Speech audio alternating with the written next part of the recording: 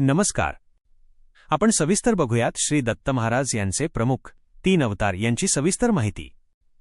पहिला अवतार श्रीपाद श्रीवल्लभ महाराज. श्रीपाद श्रीवल्लभ महाराज हे श्री दत्तगुरूंचे पहिले मानवी अवतार मानले जातात. ते भक्ती, करुणा आणि गुरुतत्वाचे साक्षात रूप होते. जन्म व कुटुंब. श्रीपाद श्रीवल्लभ महाराजांचा जन्म आंध्र प्रदेशातील पिठापुरम येथे झाला. त्यांच्या वडिलांचे नाव अप्पलराज शर्मा व आईचे नाव सुमती माता होते. पूर्वजन्मी केलेल्या पुण्यकर्मामुळे सुमती मातेला दत्तगुरूंचा अवतार पुत्ररूपात लाभला. श्रीपादांचा जन्म होताच परिसरात एक दिव्य तेज पसरले. लहानपणापासूनच त्यांच्यात अलौकिक शक्ती दिसून येत होत्या. बालपण व दिव्यता. बालवयातच श्रीपाद श्रीवल्लभ महाराज वेद, शास्त्र, उपनिषदांचे ज्ञान सहज बोलून दाखवत. त्यांच्या शब्दांत अपार शक्ती होती. अनेक रोगी, दुःखी, गरीब लोक त्यांच्याकडे येत आणि त्यांच्या कृपेने बरे होत.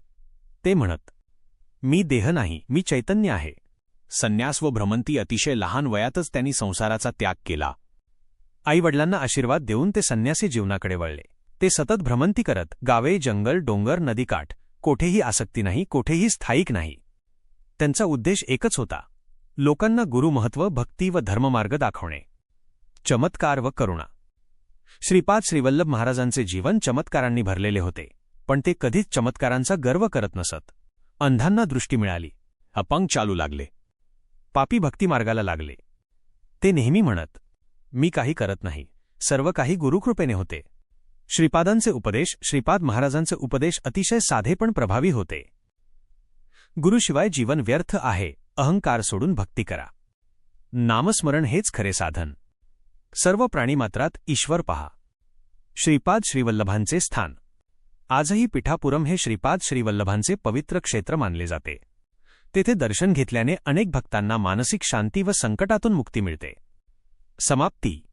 श्रीपाद श्रीवल्लभ महाराज हे केवळ एक संत नव्हते, ते साक्षात दत्तगुरूंचे चालते बोलते स्वरूप होते. आजही भक्त श्रद्धेने म्हणतात, दिगंबरा दिगंबरा, श्रीपाद वल्लभ दिगंबरा. दुसरा अवतार श्री नृसिंह सरस्वती महाराज. श्री नृसिंह सरस्वती महाराज हे श्री दत्तगुरूंचे द्वितीय मानवी अवतार मानले जातात. ते वेद, उपनिषद, धर्म आणि गुरुशिष्य परंपरेचे महान प्रचारक होते. जन्म व बालपण. श्री नृसिंह सरस्वती महाराजांचा जन्म महाराष्ट्रातील करंजे येथे झाला. त्यांच्या वडिलांचे नाव माधवपंत व आईचे नाव अंबाभवानी होते. बालपणापासूनच ते शांत, तेजस्वी आणि अलौकिक होते. 8 वर्षांचे होईपर्यंत त्यांनी वेद, शास्त्र व संस्कृतचे अपार ज्ञान आत्मसात केले होते. संन्यास दीक्षा. अत्यंत लहान वयातच त्यांनी संन्यास स्वीकारला. त्यांना काशी येथे संन्यास दीक्षा मिळाली. संन्यासानंतर त्यांनी संपूर्ण भारतात भ्रमंती सुरू केली. त्यांचा उद्देश एकच होता, सनातन धर्माचे रक्षण आणि गुरुतत्वाचा प्रचार. भ्रमंती व तपस्या. श्री नृसिंह सरस्वती महाराजांनी अनेक पवित्र क्षेत्रांना भेटी दिल्या.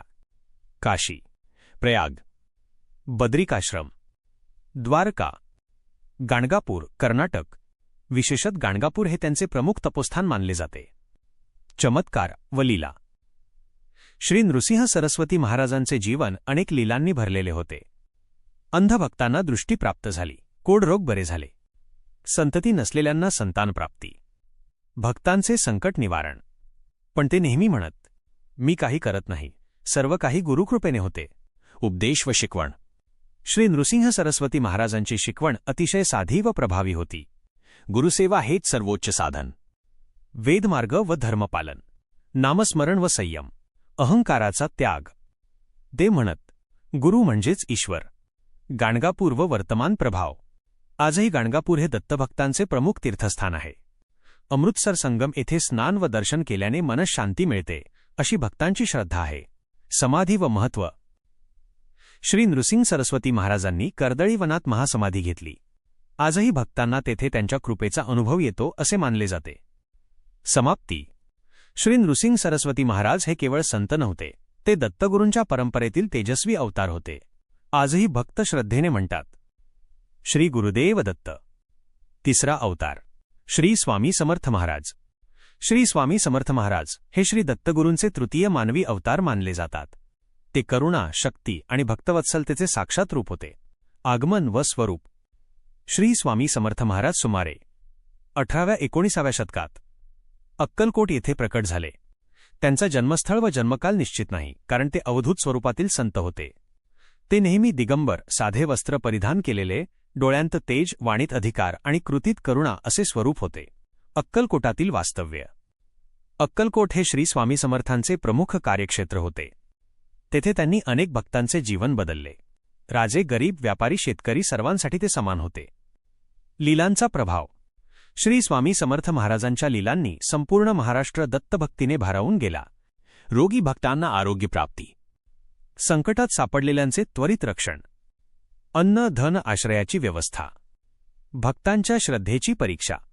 ते अनेकदा रागीट दिसत, पण आतून अपार करुणामय होते. उपदेश व वाणी. श्री स्वामी समर्थ महाराजांचे उपदेश थोडक्यात पण खोल अर्थाचे होते. भिऊर नकोस, मी तुझ्या पाठीशी आहे. श्रद्धा व संयम ठेवा. गुरुसेवा करा. अहंकार सोडा. ते म्हणत, मी देह नाही, मी चैतन्य आहे. भक्तांशी नाते. स्वामी समर्थ भक्तांना कठोर मार्गाने घडवत.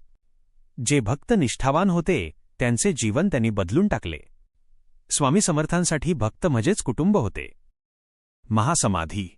श्री स्वामी समर्थ महाराजांनी 1878 साली अक्कलकोट येथे महासमाधी घेतली असे मानले जाते. आजही अक्कलकोट हे दत्तभक्तांचे मोठे तीर्थस्थान आहे. समाप्ती. श्री स्वामी समर्थ महाराज हे केवळ संत नव्हते, ते चालते बोलते दत्तगुरू होते. आजही भक्त श्रद्धेने म्हणतात, श्री स्वामी समर्थ, जय जय स्वामी समर्थ.